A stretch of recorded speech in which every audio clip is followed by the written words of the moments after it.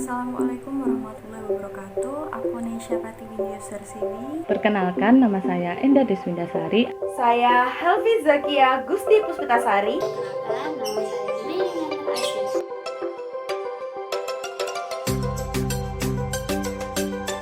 Jadi kali ini aku akan membagikan satu tips belajarku, namanya adalah teknik Pomodoro. Nah, buat teman-teman yang belum tahu apa itu teknik Pomodoro, jadi teknik ini diciptakan oleh Francisco Cirillo, di mana ketika kita yang melakukan suatu pekerjaan, ada baiknya kita menggunakan time management atau pembagian waktu. Nah, pembagian waktu ini dilakukan dengan beberapa interval, yang tiap intervalnya berlangsung 25 menit. Setelah ada fase interval, kita ada fase istirahat selama 3-5 menit. Nah, fase interval dan juga fase istirahat ini masuk dalam satu siklus. Setelah kita melakukan 4 siklus, kita bisa beristirahat dengan waktu yang lebih lama, yaitu 15-30 menit. Dan menurutku sendiri, teknik ini sangat-sangat bisa digunakan pada saat kita belajar. Jadi kita menggunakan waktu 25 menit untuk belajar, benar-benar fokus untuk belajar tanpa distraksi dari apapun. Kemudian kita beristirahat selama 5 menit. Begitu seterusnya sampai kita melakukan 4 siklus. Setelah itu kita bisa beristirahat selama 15-30 menit. 25 menit adalah waktu yang pas untuk kita belajar agar kita tidak bosan karena terlalu lama belajar. Dan pada saat waktu 5 menit beristirahat, kita bisa refreshing otak.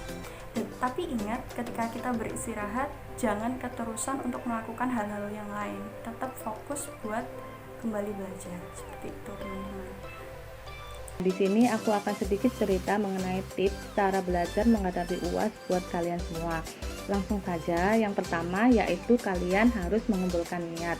Karena mengumpulkan niat adalah hal yang paling susah untuk memulai proses belajar. Yang kedua yaitu kalian harus fokus.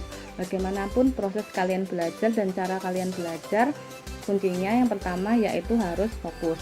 Yang ketiga yaitu kalau aku sendiri biasanya memulai dengan cara meresum. Jadi materi yang udah aku dapatin, aku resum kembali.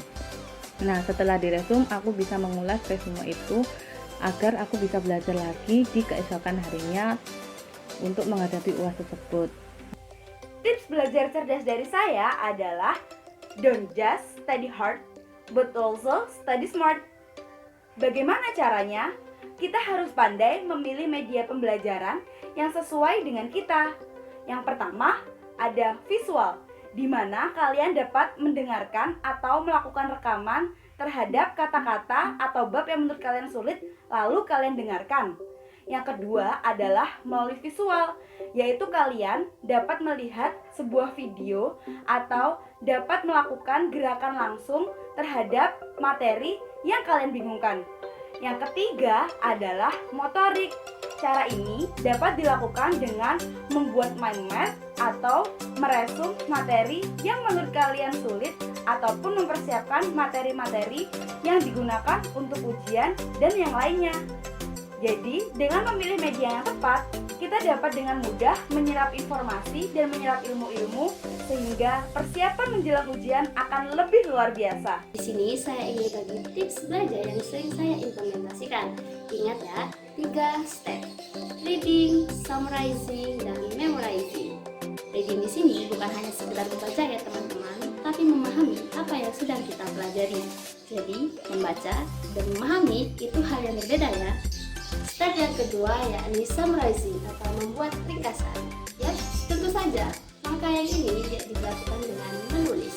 Tapi perlu teman-teman ketahui bahwa dengan menulis akan membantu otak kita dalam mempercepat proses penyimpanan memori, sehingga memori tersebut dapat berumur lebih panjang dari biasanya.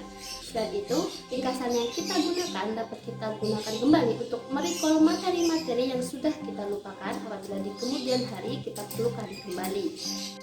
Dan yang paling penting, ringkasan yang telah kita buat dapat kita gunakan untuk menuju step yang ketiga yakni memorizing. Teman-teman pasti merasa keberatan dengan menghafal. Namun di sini menghafal itu sangat penting dilakukan untuk lebih memperinci lagi memori-memori yang akan kita ingat. Tapi metode menghafal yang sering saya gunakan adalah metode storytelling. di mana saya akan menceritakan kembali apa yang telah saya hafal kepada orang-orang di sekitar saya. Tidak ada salahnya kan dengan berbagi. Itu saja tips yang bisa saya share kepada teman-teman semua. Semoga bermanfaat dan selamat menempuh ujian akhir semester teman-teman. Semoga sukses dan mendapatkan nilai yang diinginkan serta ilmu yang berkah. Semoga tips dari aku membantu, dan buat teman-teman yang lagi UAS selamat belajar, semoga dilancarkan dan apapun nanti hasilnya, semoga itu adalah hasil yang kita harapkan. Nah, yang terakhir yaitu jangan lupa berdoa. Walaupun kalian belajar banyak, kalau belum berdoa sama aja. Nah, sekian dari aku. Kalian tetap semangat. Wassalamualaikum warahmatullahi wabarakatuh. Semangat menjalankan ujian akhir semester.